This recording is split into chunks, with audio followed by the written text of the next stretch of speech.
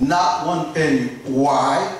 Just a senator for his own feeling to satisfy his ego, known as Tom Coburn, the Republican from, I don't recall whether it's Colorado or where is the Republican of.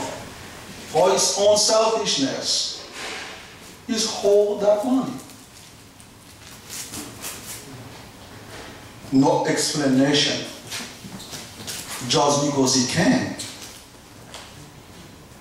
In a country where at any normal given day or year, you will operate in a budget of $350 million a year, less than what Cambridge, Massachusetts, is operating, with roughly 100,000 people. A country of 9 million people. One thing was good, was operating in a budget of $350 million. So if you take the community of Cambridge, for this, Massachusetts, so that was, with less than 100,000 people, got the same budget. What now, you imagine what $1.4 billion can do for Asian people. One guy decides our pain and suffering is not enough. He put a hole on that. And then to get the matter worse, if you're looking at that picture, it's kind of a little bit blurry, you cannot see everything. Those are 400 children after the earthquake. You got the American people, because one thing I have to mention, by the way, because in my presentation I might sound a little better. I want everybody to know, I'm not saying that just to please people. I believe, strongly believe, the American people, you guys as a people, are the best people on earth. Why I said that? I had the opportunity to study in French. I visited Chile, stayed a couple for 2 years. So how and what now living in the United States, I know the difference. The American people are good people. But guys, your government foreign policy is really terrible. It's really terrible the way they treat other people, especially the third country. Because if you're looking at it, the only response toward threats, the only people they respect, the people that can threat them. The only people they deal with, the only people that they talk to, is the people that can do damage to them. Let's face it. What years are we doing in Afghanistan spending $200 million a month? Roughly $30 billion a year.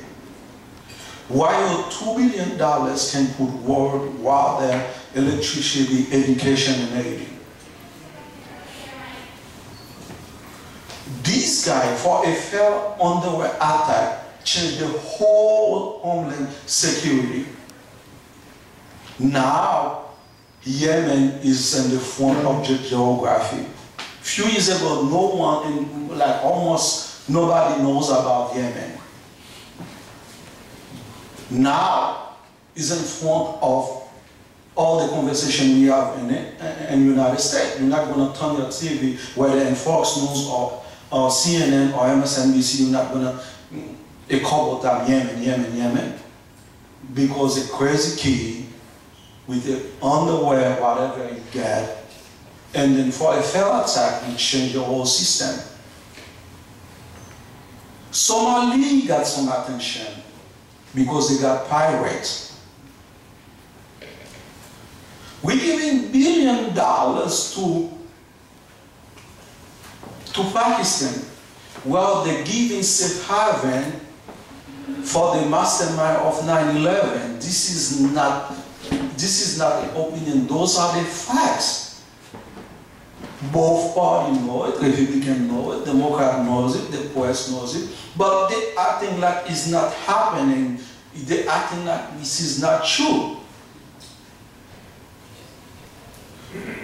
Meanwhile, 750 Asian people at the beginning when US was fighting for its freedom, 750 freemen Asian fought alongside of the American.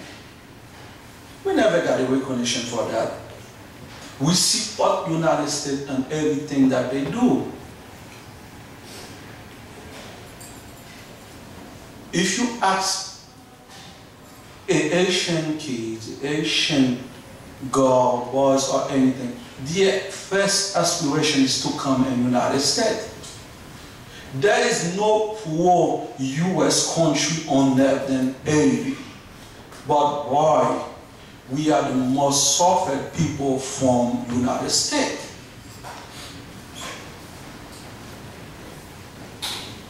If we want to take a look at from day one in 2001, here it is, we got a president elected overwhelming by the Asian people, coming in office with a very intelligent economic development. What do we do? What do the US government do?